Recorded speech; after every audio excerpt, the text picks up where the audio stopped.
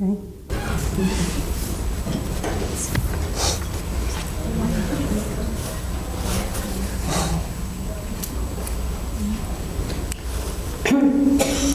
me. I hope you can hear me. Can you? Yeah.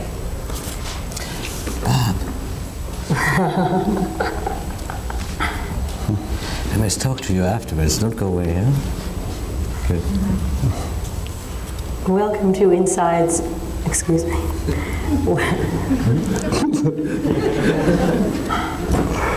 Welcome to Inside New York's Art World. I am Barbara Lee Diamonstein.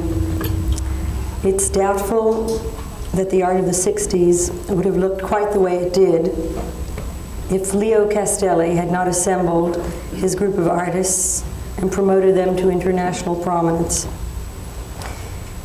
He helped, I guess, discover a whole aesthetic period and confirm new boundaries for art. An explorer, a major investigator of those new boundaries, is our other guest, Joseph Kossuth, who I guess could be classified as a major investigator of a new form sometimes referred to as word art. Thank you both for joining us. Perhaps we should begin, Leo, by your characterizing the philosophy of your gallery, the nature of your gallery. Perhaps you could tell us what enables you to encompass in one gallery the work of a Rauschenberg, a Lichtenstein, a Warhol, a Saunier, a Kosuth. Well, it seems easy. I was always looking for new artists, new developments in art, and these are the developments that occurred. Well, I really had to be blind, I think, not to identify them, but most people, I guess, not all, were. But that's how, with a few exceptions that I didn't catch, is how history of art developed from, let's say, 1957, when I started the gallery, up to these days. There is some slight confusion now that we have in the last few years. We really don't, I at least don't see very clearly, perhaps my friend Joseph does, where the art is going now. I think that everything's been pretty clear up to the late 70s and the late 60s and early 70s. You can't hear anything. You can't hear anything? Oh, then I speak louder. With great pleasure. Okay, but it seems so resonant, I don't know. Well, why don't you start all over again and tell us what makes it so... And for those of you that are seated in the back, can you hear me come now? Forward. And if you can't hear... It's not coming to the mic? It is now. It is coming to the mic now? That one's behind. No? Does it? Now, yes. Now, yes. Look at us. Well, so you didn't hear what I was saying at all? No. So we'll say it all over. I heard you, Leo. I'll have to repeat myself. Please. I thought that the mic would do it, but apparently it doesn't. You have to speak much Mike louder. is not coming through. No. Because But you're not anyway, talking into I was saying that it was pretty easy up to the last few years to see, say, starting with the abstract expressionist movement back in the late 40s, whither art was going. And therefore, there was no magic formula there for me to discover all these people as I went along. Well, discovery is just a word, to identify them as being the main actors in the various movements that occurred since, I opened the gallery back in '57. It was quite clear to me what the abstract expressionists were, and then from then on I had to find out who would follow in their footsteps. And there were first Rauschenberg, Johns, Twombly, then Stella appeared as an almost isolated phenomenon. Then we had the pop artists Liechtenstein, Oldenburg, Rosenquist. I won't mention all. Then after that, perhaps proceeding from Stella, you got the minimal movement. You had Judd, Flavin, Morris. Then, toward the end of the 60s, we have new movement becomes a little bit more difficult to describe.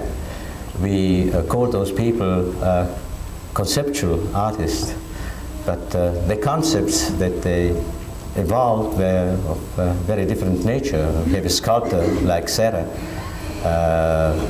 man who worked with already in the early times with video like Sonia, and a very strange artist who worked in many media like Naumann. And then on the heels of that, the artists that are considered real conceptual artists, like here our friend Joseph Kosuth. And then in my gallery there are others like Barry, like Hübler. And that's what happened briefly during the 20 years, last 20 years that since I opened that gallery. But now, Leo, how did you first come to know Joseph Kosuth? God, it's sort of difficult to say when you first notice an artist. And then some time goes by until you really understand what he's doing. I would say in the late 60s. Yes. Yeah, Do you agree with that? 68, 69. 68, 69. Yeah. Actually, I did get a very interesting work of yours recently from Patty Oldenburg, a definition of tart. Yeah, it was done actually a trade with Klaus about 1967. It was 68. It's dated 68. The definition of what? Yeah. Tart. It was an etymological source. But that's a very strange piece, I must say. It's done very particularly for him.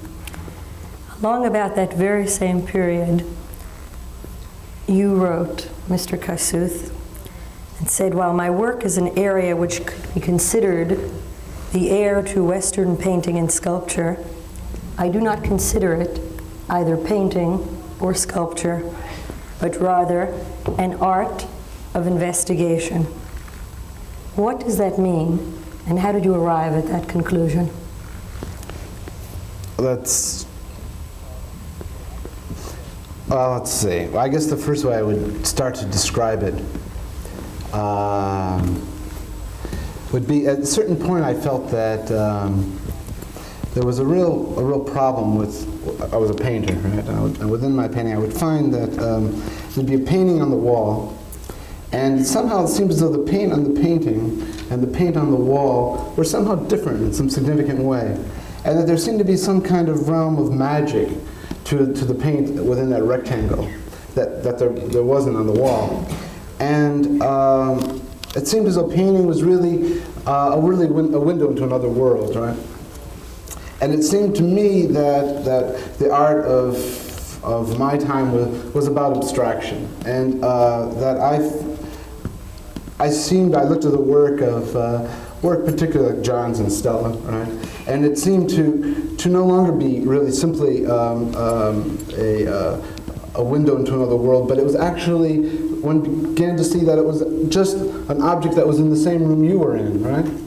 And so at a certain point within that thinking, one could begin to question, well, why a painted canvas object, right? Why not other objects, right? And also Judd was very significant within that sort of realm of thinking. And it seemed that increasingly that the context was really a part of the material of one's work. That in a certain sense that the materials you use were really dependent on a kind of sea of information, which really affected your perception.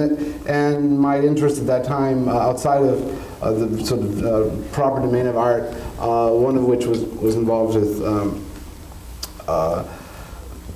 linguistic anthropology, and there's a hypothesis called the war-Sapir hypothesis, which basically deals with how your language really affects your perception of the world, right? And in a certain sense, it seemed to me that all of our art, the kind of information that we go to a work with. That is to say that one's that perception itself was theory-laden, right?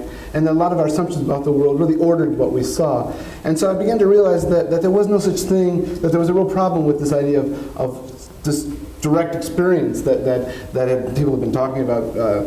I heard a lot of, certainly when I was younger, in relation to abstract expressionism, and that there was a real problem with the whole concept of experientiality and the way in which it was being discussed within art. And so I realized that then that in a certain sense, art was really dependent on the larger language, sort of linguistic context or cultural context, however one would describe it. Ultimately, finally into the 70s, and also in the political, social context as well, a certain understanding that one had to take into account, and this really almost became almost an ethical issue, at least for myself as an artist, taking into account the context, right? And that was really part of the work. And it seems that's why I have a problem with calling it word art, because again, that's a kind of formalist. Would you call it information art? Well, see, but this is part of the thing. And Leo made a reference to, he said, at this point it's not clear what the 70s are about. And I think one thing we increasingly began to understand is that there is a real, I think, reaction on, perhaps it's not the correct word, but something like a reaction to system building, right? To seeing things in terms of movements in that way. I mean, I think you find it in philosophy, and you certainly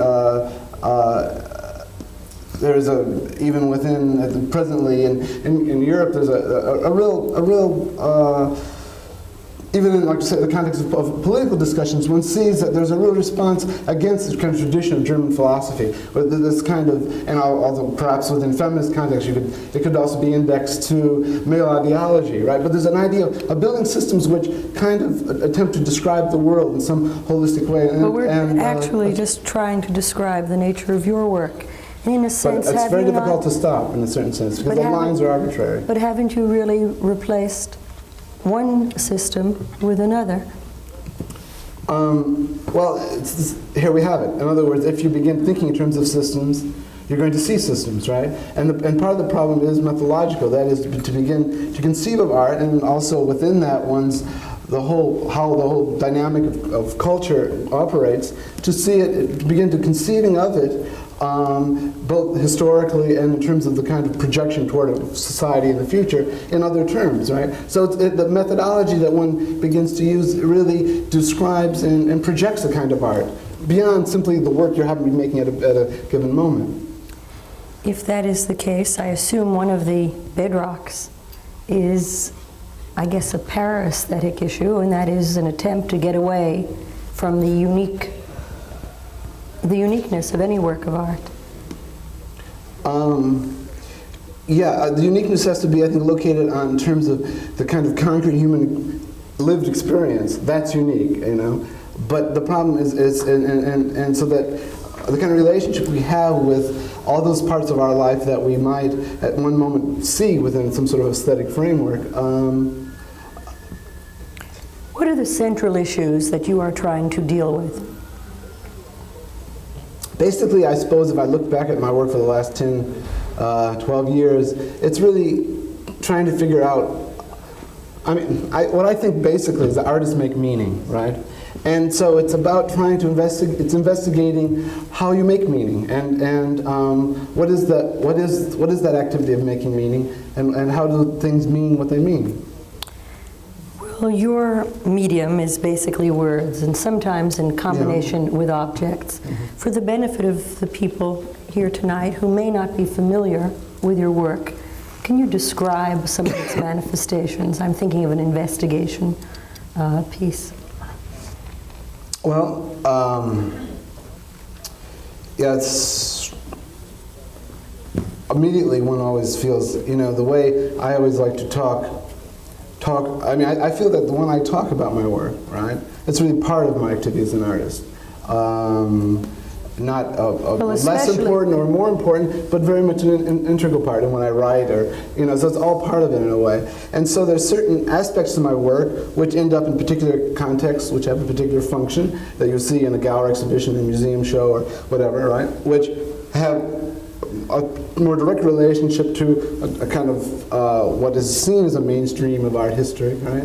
That are objects sometimes or whatever. It's a difficult question to pose. See, so I like to talk around it and in a certain sense describe it in those terms rather than, because what happens is that what one wants to do is use the language which immediately connects it with a particular kind of art historical dynamic, which is exactly what I'm working against. I right? understand. Well, then why don't you talk around it? But it is a question that one would not usually ask of an artist when you describe your work. But in your instance, I don't only think it is valid, I think it is essential, particularly since you have said and written that physical execution of your ideas is entirely irrelevant. So now let us begin by talking. That's definitely a paraphrase. It's in quotes. Can you talk Okay. around your ideas? Well, actually, see, to talk around, in the process of talking around ideas, you're using ideas, right? So what we're talking about really are which ideas are appropriate for this conversation. Right? Well, why don't you select the ones that you feel are appropriate for this conversation? All right. We can take turns being John Dean, maybe. Okay, well, the idea was to do something, right? You start off and you have a unit, right? And in certain senses, accept that that unit would have some meaning, would have some kind of existence in itself, right? But that at the same time, at one and the same time, it is completely reframed and altered by a larger context, right? And so the last investigations, the last three anyway, very much worked with this, so that what I tried to do would be that any aspect of the work you would see, be it, here's a sort of a dumb phenomenological description, right, where you have,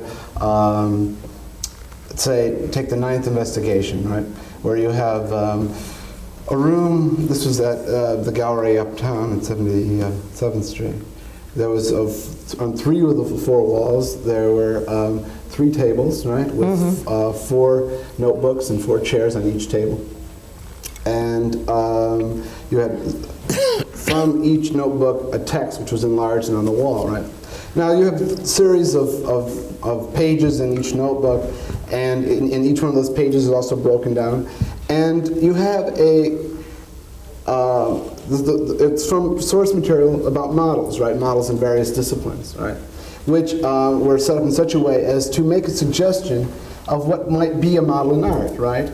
But within the terms of the discussion of models in the other disciplines, it was at the same time a contradiction and a failure in those terms. So in a certain sense, it became a negative description. And also, in a certain sense, I feel that it's an important part of the work that it is a failure. Along certain kinds of lines which Can you are explain defined. that? Well, it's by collapsing on its own contradiction, it reveals some way the mechanism of culture in the form of art that I'm trying to enter into a discourse with, right? So that one getting involved in the work is really getting involved in a discourse or in a conversation. Can you explain a little further your strategy, in a sense, to the non-specialist? For example, those texts, are they meant to be read, or should they be viewed as abstract? No, the work is not aesthetic in the sense, I mean, I felt for some time that anything, and in fact, I mean, aesthetics properly considered, that anything in your world can be aesthetic, be it a sunset to your dining table to whatever, and that there is no particular relationship between the aesthetic and art. I think that was a kind of mistake that came out of 19th century philosophy, if not before, and which evolved so that one began to think that art, there was a direct relation to taste and art. I don't mean to say that the two things are irrelevant, that they have no relationship, but there was an idea that was the kind of sort of the sort of causal dynamic in art, that was about taste in that kind of sense. And when that came to a certain fruition in, I suppose, I say that ironically, in Greenberg, where finding is only a matter of taste, particularly people's taste, right? Did many viewers read those lengthy texts? I don't know about many, but there's a few that really read them all. It's really a kind of question of, it's not casual in the sense that you go through and you say, but I mean, that became a problem. That's why I stopped the investigations. I felt at a certain point that half the people, and I don't know if these proportions are right, but half the people liked the work loved my work before they got there, and the other half hated it. And the show was a kind of formality within a kind of, that may always be the case, politics, no matter right. what one is showing. And that's rather discomforting, as you might guess. And that had to do with the fact that work got so complex that it really, I sort of, well, several things happened at the same time. Why is the work so difficult to understand? It's not for me, so you should explain why it is. Well, among other things, I suspect that for many viewers, it is very complicated, it is lengthy, it requires careful You're talking about thought. particular work. Yeah. Yes, I'm talking All about of the it is information rooms. You're obviously Yeah. a very thoughtful and indeed well-read man. It is reflected in your works. It requires not a bombardment of impulse, but a serious reflection and dealing with what is, for me,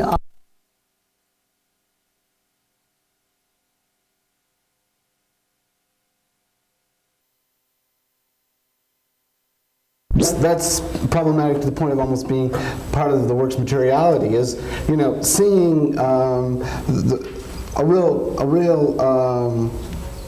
need to not simply throw out the categories, but understand some of the implications of those categories in terms of people's lives, right, and in terms of the world that we make.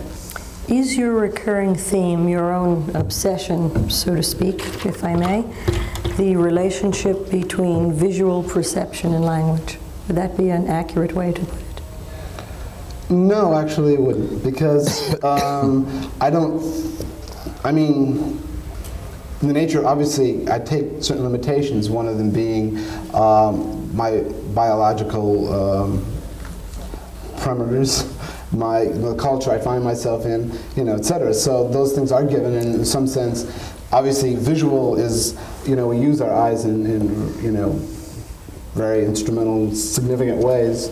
But I, on the other hand, don't find that particularly, at least a priori, the basis of the work any more than I would the audio or like sitting and reading a magazine, for instance, is a particular kind of experience. It's usually isolated. The quality of the paper is part of it. All of that is part of it, right? Now, either you're going to use the sensual in your work in some way, in which case I think one has to do that in a very thought-out way and not just take for granted that just part of your senses are relevant, or what you do is not particularly related or doesn't include the sensual in those kinds of ways, and then it means something else, right? But it's really a real questioning. I said a long time ago, and it's one of those things I just quoted a lot, but I still believe that and this is probably a kind of modernist slogan, but it's really basic to art in our time to question the nature of it. I mean, that's really part of the creative process that makes, at least for me, makes being an artist being an artist. Would you limit it to this period, Leo? That questioning? Excuse me. Would you limit it to this period, that questioning of the creative process? Oh, no, not at all. You have the example of Jasper Johns, for instance, just not to go farther back, where the creative process is constantly questioned. That's the nature of Jasper Johns' work. Don't you think so? Yeah, definitely. I mean, and he did it within the ways in which he saw the problem, the limitations, the framing of his problems, really for us show us what art meant, particularly at the point where he was doing what one would call the pioneering part of the work. I mean, that's also part of the problem, is to keep seeing the you know, the one's framing, keep fighting to break out of the framing. That's part of the problem, is that there's a whole process of institutionalization where one says, okay, this is my vocabulary, and I'm just spending the rest of my life doing modifications. And that's the thing, that's senility in an artist, and that's something that has to fight. One has to fight. Some artists are better fighting it than others. Do you want your work to appeal more to the mind or the eye? I can't make that distinction. I've never had I mean, it's not... Some of it does appeal very much to the eye too, surprisingly. For instance, those enlargement of definitions, dictionary definitions, white letters on black background, are visually very, very enticing. Well, I For me, would I don't share know. that Many view, people, I but think. obviously one of the criticisms of your work is its lack of sensory appeal to a wider public. Is that deliberate? Well, there's this desire, at least, you know, again, it depends which work you're talking about, but the work that Leo just made reference to, the attempt at that time was, you know, to try to find some kind of neutrality, right? So that since I wanted to be clear what I was saying, and what I was saying was that one could make art that was not painting or sculpture, right? And so in 1965 I started using photography, right? And at that point, to my knowledge, the only people using photography in the fine art context was Bob Rauschenberg and Andy Warhol's silk screens. I don't know of anyone. I mean, there was Marbridge and other people, but at that point, I think, because precisely my reason for using photography was that it wasn't considered, you know, fine art in essence. And you know, after a few years, it became, you know, another fine art media, and that's when I stopped the definitions in '68 for that reason. You know, I mean, among others, but that was a significant. Well, what makes that a particularly compelling reply, at least for me, is the awareness that you studied art in the most formal sense, I guess from the time you were about 10 to 17.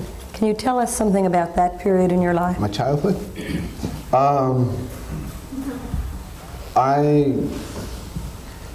Actually, I think my first break came in the second grade. But, no, well, anyway, Our this guest is always... last week this thinks is always, that hers came when she was 4 years old, so it's Yeah. all right. No, I don't, you know, I was epileptic, so I had a somewhat limited social framework, shall we say. I was a very private, you know, child, and art, you know, gave me you know, some place to, I'd sort of simply talking to myself, I could talk to myself in interesting ways, shall we say. And, you know, and then I got involved in going to the museum school. This is in Ohio, so you can imagine what we might be talking about. But anyway, when, you know, I got involved in painting and looking at the art magazines and, you know, all that very early. So the point was, you know, by the time I was 19 or 20, I had gotten to the point where I wanted to give up painting, you know, which seems a little ridiculous, but I had really became that jaded that quick, I suppose one could say. And now, 10 or 12 years after that, how do you feel? Pudgy and 33. You have read and studied extensively in a number of other fields. What are they, and what is their relationship to your work?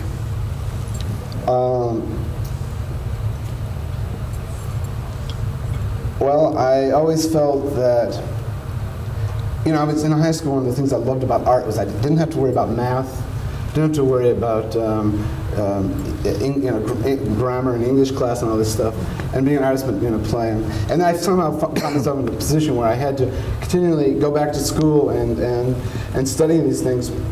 But the problem was, of course, had to do with the squalid nature of public education. Nothing meant anything. Nothing was very interesting. And so you find a way in which you can re-educate, you know, go over the same material again in some meaningful context, and it's exciting. Obviously, that's sort of truistic, but so I suppose it was that way for me. Philosophy was always a second interest, right? And I never really made a particular connection to art, you know. I mean, I sort of accepted the academic divisions between those things. And, but you know, at a certain point, obviously, there was some, at least, internalizing effect, so that I did start making certain connections. And it's obvious in the ways in which the early work, I suppose, shows that. But finally, within the area of philosophy I was interested in, which was linguistic or analytic philosophy, I began to see that as being speculative, and so I sort of rejected that. So I got interested in linguistics, which I really found too technical and problematical in terms of my getting a handle on it within my art sense. So then I got interested in linguistic anthropology, and from linguistic anthropology to cultural anthropology, and I in fact studied in my own fashion with Stanley Diamond and Bob Schulte at the graduate faculty across the street here at the New School. And you know, it's a certain sense of all my going back to school and my studying other disciplines was the intention, or how it's worked is always to provide an overview to what I was doing, so that I could really see what I was doing. At a certain point, I felt, I guess, that after I had, you know, I was making art, and I was no longer making painting and sculpture, so I could see painting and sculpture, right? It became opaque. So then the next thing was to see what I was doing as an artist. So anthropology provided a way of seeing that as part of culture, right? And so getting out of my niche as an artist. And in certain sense, it's like that. It's about a thing of seeing that the languages that artists use, to be a language, you know, it has to be transparent, and a certain level of understanding makes it opaque, and that's what really happened to me. Going back to the paint on the wall thing, is that painting really became, it was no longer this transparent, neutral material I could express myself in. Right? It became something which was opaque. It was visible material in a way which, you know, I mean, this is a standard line of mine, but if I was speaking Hungarian right now, you would hear noises. You'd deal with the physicality. You wouldn't be involved in the neutrality or the transparency of English like you are now. And the language of painting and sculpture was the same. It became brittle in a certain sense, collapsed for me, right? And so, but the same thing began to happen to conceptual art, because once it becomes seen as a movement, once it becomes your activity becomes seen as a style, well, then the same opaque, brittling process begins, right? And so it's a continual struggle then to somehow develop a critical edge toward that tradition too, right? I mean, it's... Are your references to disciplines other than art, the ones that you mentioned, linguistics, anthropology, and so on, are you saying that art as art is not enough? It's saying that the whole concept of art as art, right, is naive. It's not saying that within that it's wrong, but it's saying that it describes the world. It's sort of epistemological scaffolding, right, is no longer believable. In that it's simplistic, right? And there's a sense in which that doesn't mean that one, within the same kinds of terms, see, that's the thing. At the time in which one would say art is possible, right? People who said it wasn't possible were demanding a particular kind of art, right? Which was the alternative to that, which is art as, you know, in the most sort of club-footed instrumental use of art. But I'm saying, you know, it's like the political problem, right? I feel that rejection of the system, the rejection of one social economic system now, you have to reject the other, right? That the world, in a certain sense, is caught between two political economic systems that are not good for the world. They're both, in a certain sense, demand each other, right? And what I feel is politically is that I have to develop some alternative to both sides, right? And in the same sense, you can see it as a model that within art, that when you can't talk about art as art on one hand in those terms, because then it means, oh, you mean you like you know, socialist realism, or it means you like expressionist art or something else. It's that in a systemic sense that those concepts on one side imply the other. It's the whole thing that for me is eclipsed, has to be withdrawn, right? And that's the problem, is when you say one thing, people say, oh, that means you mean the other. But no, if I reject one, I reject its other. And that's always hard for people to understand. While you are rejecting systems, are you also rejecting style? Are you censoring style? Yeah, because style, again, is a way of seeing, you know, like I said to you on the phone, that one can have a map a map of Manhattan that has only the fire hydrants, and it's a perfectly precise map. It just leaves out a lot, right? And it's the same thing with any kind of description like this. It's accurate in terms of its use, right? But it leaves out a lot. And I guess whatever you do, and as this is an artist or as probably any other activity, you're going to leave out more of the world than you have in it, right? But knowing that is important. And the problem is that artists have gotten so, I think, intellectually fat that they accept just because they're an artist that they don't have to be tough on themselves. They don't have to be precise and be self-critical. That they can just, pull out their pen and sign it, and that's enough. And it's not enough. I mean, I think that increasingly we'll see it's not enough. Well, obviously that's a view that you share, Leo. Whatever happened to conceptual art? Well, it really had its heyday not here in America, but in Europe. These conceptual artists, Joseph here especially, and many others, spent much of their time in Europe, where they found more understanding, in Italy especially, I would say, Holland. All over, really, huh? I think finally. Where? In different ways, different countries, but you could generalize and say it was really Europe, supported by Europe. In a moment, I'm going to ask you to explain why you think there is so much greater support for that movement in Europe rather than Wasn't the movement. here. Yeah, well, For that loose confederation. it's because if you think about it, I mean, for those of you who are in other classes, if you look at what you're studying, you're studying European intellectual traditions, right? Basically, increasingly, and there are intellectuals. He puts a finger on the thing. Yeah. There is that.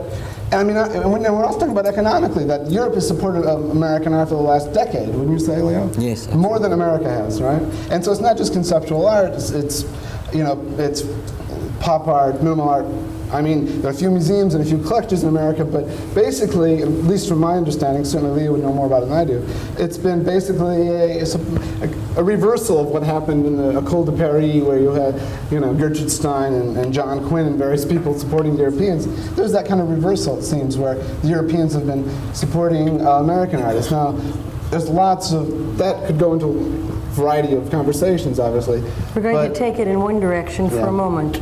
Leo, you've said that the kind of collecting that takes place in this country at this time is very different, surely, than it was in the past, and the most recent past, including the 60s. How would you characterize that change? Well, first of all, in the beginning of my career, there were some people who started collecting, perhaps also a little before, at the time of the abstract expressionism, out of great love and enthusiasm. And it seemed to them that there were lots of things, incredibly important things happening here in America. And therefore that they had to have examples, many of them, of everything that actually here in America we were continuing the great tradition of European painting, and that in Europe actually there was nothing going on right after the war, which is understandable. So we had these few collectors that collected with great enthusiasm. Then the Europeans stepped in through the efforts of various galleries, Ileana Sonnabend in Paris, and the Germans, some of the German dealers like Heiner Friedrich and Rudolf Zwirner in Germany. Then in Italy there was a man like Gianenzo Sperone. They started very, very early to promote American art in these various countries. So that then, as interest was not dying here in America, but not really increasing, I would say, in spite of all the publicity that these artists got in magazines, in museums, in galleries, it seemed that interest in American art became greater in Europe than here.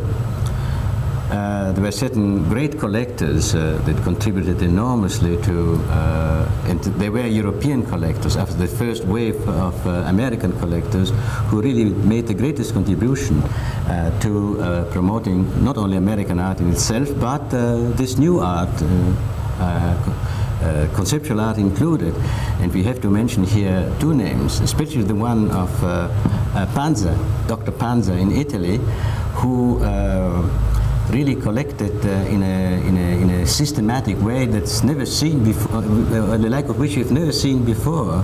And he never hesitated in front of any new thing that was appearing upon the scene.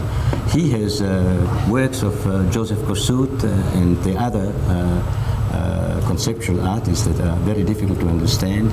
Plus now those various artists that work with environment or with light, with space. He's the only one who really has collected the type of art. Who's the other name? And the other one, who is more, let's say, classical, is Dr. Ludwig in Cologne. These two have done more for the promotion of art, contemporary art, than practically any single individual museum. I would say that all the museums put together have done less than those two individuals. It seems to be something astounding to say, but I think you agree with me. It might be true. In the past, we've asked a number of artists how important it was to be in New York in order to make art. I've heard you comment recently on the importance or lack of importance to be in New York in order to acquire a collection. Well, of course, practically everything finally gets concentrated here in New York. Much that happens today is produced here. But then artists from other countries or from other parts of this country converge upon New York. They have to do that or they will not develop. Well, it's the same thing that happened in Paris before this new situation occurred here in America. European artists just had to go through Paris, stay in Paris, live the life of Paris to develop their art. It's not possible otherwise. You have to have a center. And there is no center now that's as important as New York. Nothing of the kind happens either in Paris, or London for that matter. Perhaps a center of creation, oddly enough, that's more lively than any great European center of the past is Los Angeles, the West Coast. You have at least 3 major shows coming up this spring, all of them in Europe. Why do you spend so much of your time in New York? How important is it to nourish you and your work? I find I get too much good attention in Europe. I eat too well. People like to work too much, right? New York is mundane, neutral reality, right? It's nothing exotic. It's where my friends are. I've been here, a long time, and it's all those wonderful things you say about home, right? I mean, it's simple as that. I find that I have more difficulty having shows here than anywhere else. Simple reason that because I use context. See, when I'm in Europe, I can see, in a certain sense, this is probably a cliche, if it's not, it should be. I can see my culture because by being outside of it, right, it becomes visible in a way. And because I like to, because I use context as very basic part of the work, I have more material to work with, right? And when I'm in New York, everything is, it's much less visible to me, right? Because it's home. And for that reason, I don't get to travel anywhere, and I just take crap from my friends, that sort of thing. So when you show in New York, it's not nearly as interesting as showing in a city that you don't know. You go there, you learn something about the city, you see it,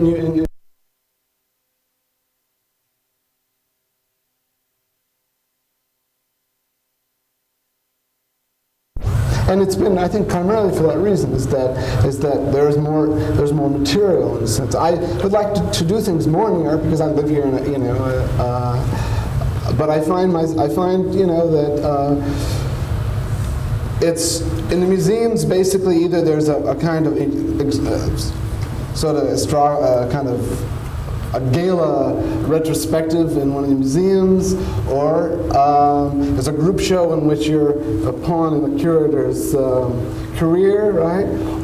This is basically, you become really your work becomes used in a very particular way, which isn't, sometimes it could be useful and it's sometimes interesting, but and that's, of course, not just limited to New York, but these are the ways in which, I can show. Or I can, show at my gallery, show, Leo, and which I've done, I've had 4 shows. Yes. Mm-hmm. And that's basically been, my experience showing in New York. Also, I guess because I know younger artists, I always feel that it seems as though I'm always hearing about the difficulty about finding places to show and stuff, and it seems I almost would rather prefer to leave the gallery free for someone else in a way. To the work of what other artists do you respond? Who's helped form your own vision? Probably less artists. I'm not talking about your summer reading list now. Yeah, well, that's the problem. I mean, it's at different times, different people have had influence. Certainly, Judd had a big influence, even if he's not speaking to me now. Is that art relevant? No, I'm just gossiping. But I don't know. But well, then maybe there are lots of artists. It's always difficult because when you point to one, they become more important than they ever were, right? When you mention them in that way. But surely I would think that Saul LeWitt, who created environments that made... Saul's very important for the sort of work which, I've worked with him. He did a lot of the, certain sense, a lot of the groundwork. I think, I see art quite differently than Saul does, and Saul's conceptions are, I've written about, whatever criticism I would have of Saul's or anyone else's work. I mean, I think that the critical edge that always gets people upset is really part of the activity, and that's the difference between New York and Europe. Is that if you critique an artist's work, fellow artist's work in New York, is considered bad-mouthing and politicking. In Europe, it's part of the way in which one, it's considered part of why you're interested in art, that you would do that, right? And that's part of that's the problem. Is it's probably that thing, that anti-intellectualism that's in America. It's also a way in which art people seem to like decorative work, work which can really be more of a commodity and less sort of involved with ideas or issues or what I would say is basic to art itself. But of course, it's your words rather than your attire that lead me to ask if Ad Reinhardt was a significant influence. Yes, he was. He was significant at a certain point in my, development, emotional development as much as anything else. I met him when I was a student at the Cleveland Art Institute, 18 years old or something, and he had a big, influence. Not in terms of his work in a specific way, but really his attitude, that he really did consider, he was always on any panel he could be on, and he wrote a lot about art, and really stood for a certain idea of art within his generation, and he really created that informational context that made those black paintings mean something. But also systematized. Sure. Yeah. Well, I mean, granted. And codified. He was of his time. I wouldn't deny him that. But and to see him now as a formalist or a color painter on a very limited scale, which at a certain point I was afraid was going to happen to him. Fortunately, it didn't. It would be really to destroy the work. You see, I think work means. I think he was very careful in constructing a meaning for his work. I've always. Now, of course, my concerns and my orientation really eclipse thinking about in any specific way a work like Reinhardt's, or Judd's for that matter. But that's not the conversation we're having. Mr. Judd has said, if someone calls it art, it is art. Would you agree with that formulation? I not only agreed, I tried to help him by extending it in one of my articles. And how did you extend that? Do we have that much time left on this Sure. tape? I know better. Can you tell us briefly? Well, you know, in a certain sense, I made, I suppose, parallel references to it. That if that there is that art is not defined morphologically. That is, it's not simply a basis of some kind of a priori demarcated forms, which make it possible for you to identify it as art. And I think that the attitude has been, and that's certainly is the European tradition of painting and sculpture, and this, of course, is what's so valuable about the sort of minimalist critique of it, was one where it was difficult to see art other than within those terms, right? That those two, the painting and the sculpture, really defined the world in terms of art. And we began to realize that in fact, that art existed really in another strata, right? And that it wasn't simply in terms of its forms. And so that really anything can be art with, if used in a meaningful way, meaningful in relation to art. Now, that's going back about, a certain point, the point at which Judd said that, and the point a bit after that when I responded to it, right? Obviously, the conversation has continued, and I've said a lot of things since which really eclipse that argument, right? But that's, long conversation. In And it's much too eclipsing high here for things, that. I guess there is no longer, in your view, such a thing as avant-garde painting. That has been eclipsed. There is, and I'm usually embarrassed by it when I see it. What would you call it, post-vanguard rather than avant-garde? Some people have said postmodern. I thought that was, That's sort of. if it's more, because really I think at a certain point I kind of realized that I maybe was in the first generation that was long enough, just because of our age, and was far enough away from Cubism to see it, right?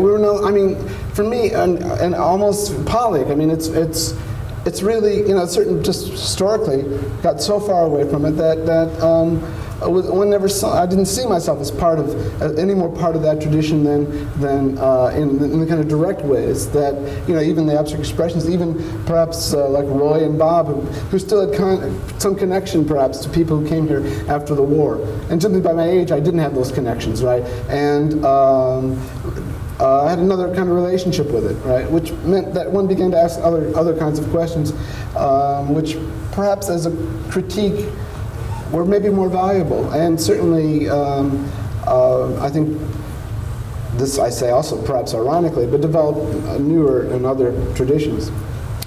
You've said that Pollock and Judd represent the beginning and the end of American art.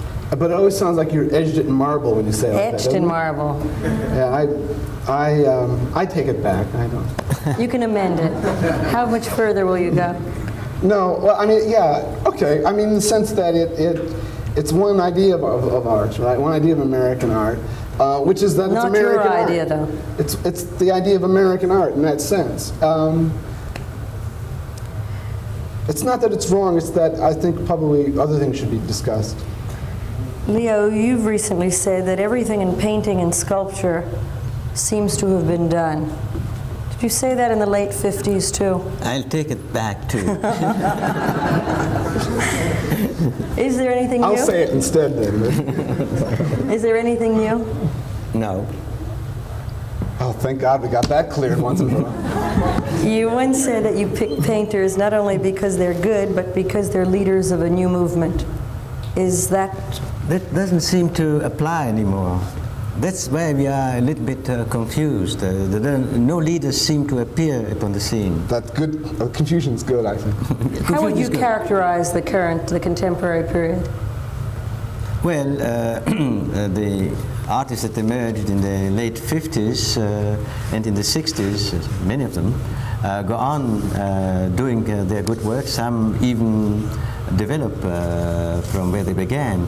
For instance, people, we have the Jasper John show that I want to mention again, where people say, oh, he was so marvelous at the time when he painted the flags and the targets and the numbers, and now he does things that are by far not as good. I think just the contrary. I think that Johns is much better now than he ever was. Why do you feel that? Well, I just feel that way. What leads you to that conclusion? Well, just looking at his work.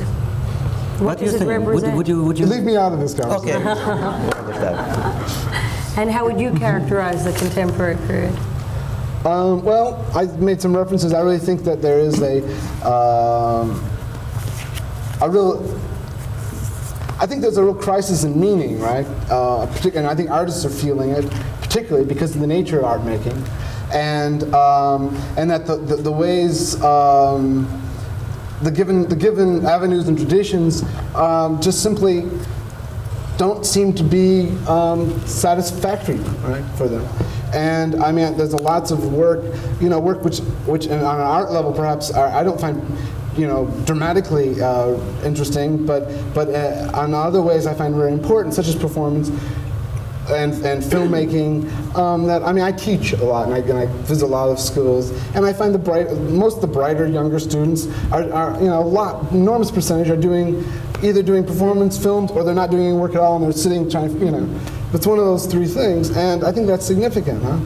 And it's difficult to know, Leo has a difficult job, I'm sure, at this point, to figure out how to see what to get a handle on what younger artists are doing. There's a lot more work being done collaboratively, right?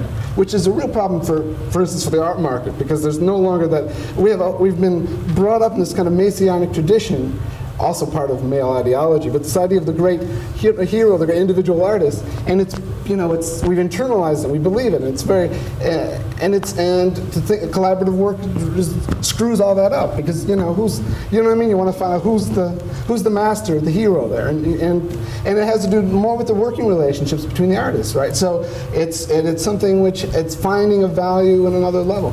So these things are, it is in a state of flux. I find it healthy, and I find it forces me to reconsider lots of aspects of my work that I might not have if I'd be relating to another generation, perhaps, right? But I have to. Perhaps you could give Leo and the rest of us a clue. What is the future direction of your work? Well, no, we don't want to ask that at the end of this tape, do we? Yes, we do. Predictable but interesting. It's trying to, I'm trying to undermine my own tradition, right? At the same time, I extend it. How's that? And what is the next extension? Because I was thinking of the dictionary pages, the large black and white blow-ups. That's very old work. I understand, but you said you abandoned that when photography became certainly accepted within the traditional art forum. Where are you extending your work now? How important is video to your work? Performance? None. I did one video thing, but the thing is the show I'm doing in Eindhoven, the museum, Van Abbe Museum in Eindhoven the end of May. Late, yeah, right. Thank you. I'm trying to do is, and I don't know if I'm going to succeed, I'm trying to do work in the area, which would develop meaning, independent of the show, right, which occurred before, so that it will mean something other than what it will mean when it's in the show, right? And that's, one of those self-character, it's like synopsizing it or characterizing it in such a way that I probably won't do it now that I've said that, But that's the problem with interviews, frankly, and that's part of the reason I didn't want to answer it, right? Because Can't be so easily exercised. Unless the work is given meaning by its... Exercise or exercise? Both. Yeah. Unless the work is given meaning by its criticism. Well, you see, that's what I mean when I said earlier that one will, you do something knowing that it's going to fail, and in its failure, you will see something, right? It's very unsatisfactory, this description. And it's the problem that comes from, sort of trying to kind of nutshellize what you're doing, and you can't. I mean, it's like self-sloganizing, right?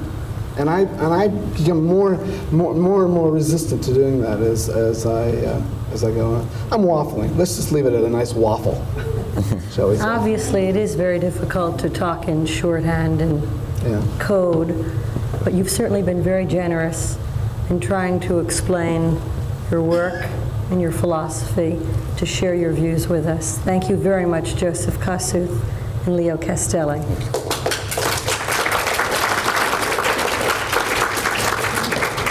If there are any questions, if you would please raise your hand. The woman in the center. I would like to know where Mr. Kossuth is showing right here so I can see some of his recent work.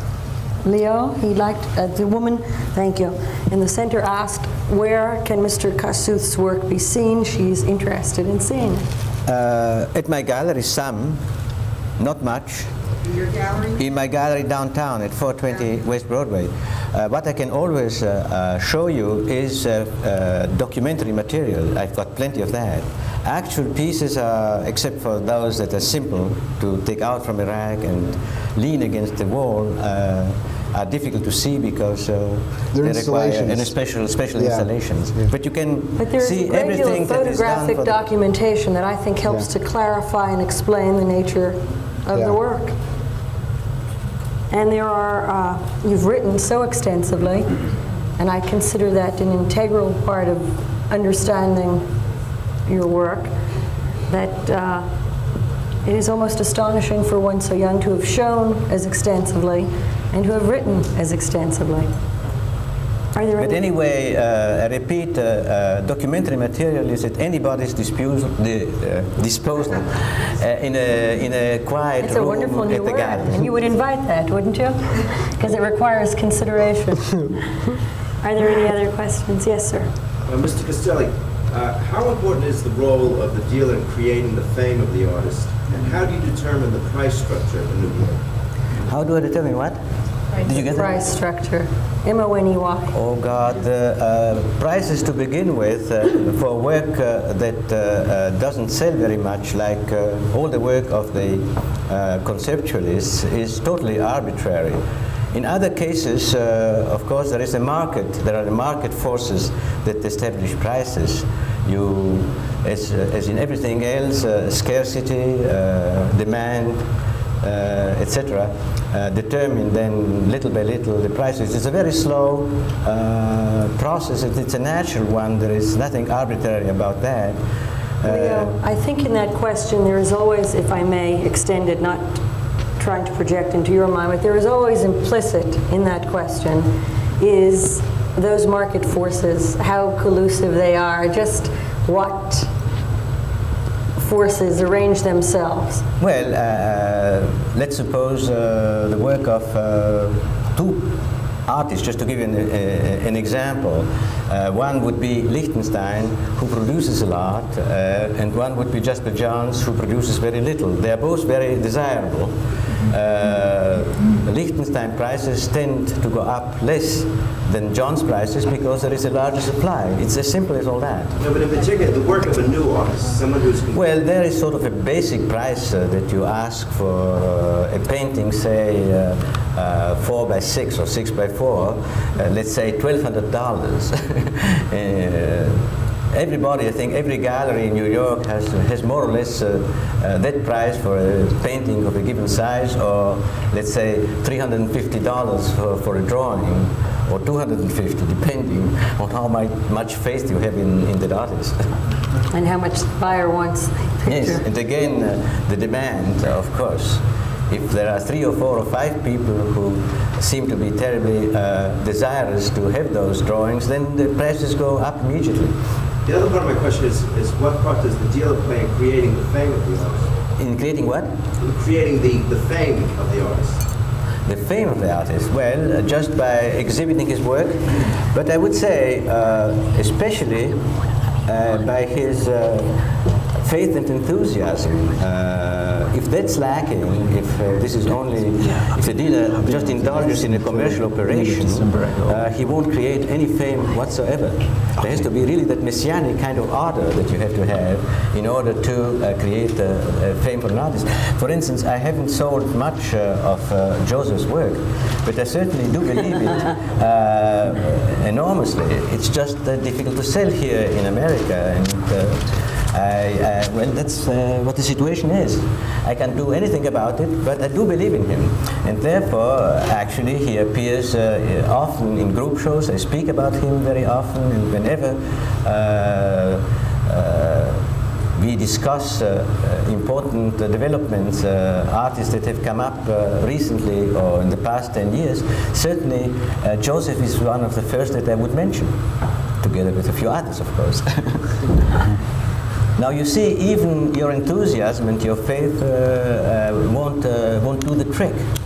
There have perhaps to be other elements present, perhaps the fact that people still stick to traditional forms of expression. Thank you again, Joseph Kossuth and Leo Castelli. And thank you for being with us. Our guest next week is Robert Motherwell.